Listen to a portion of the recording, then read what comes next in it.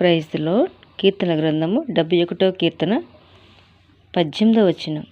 దేవా, వచ్చు తరం వరకు నీ బాహుబలము గూర్చియు పుట్టబో వారు అందరికీ నీ శౌర్యమును గూర్చియు నేను తెలియచెప్పుటకు తల నెరిసి వృద్ధుడనై ఉండు వరకు నన్ను విడవకము.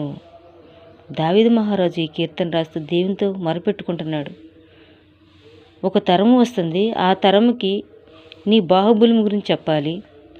పుట్టబో వారందరికీ నీ శౌర్య కార్యములు, నువ్వు చేసిన యుద్ధములు, నువ్వు చేసిన ఘనకార్యముల గురించి చెప్పాలి.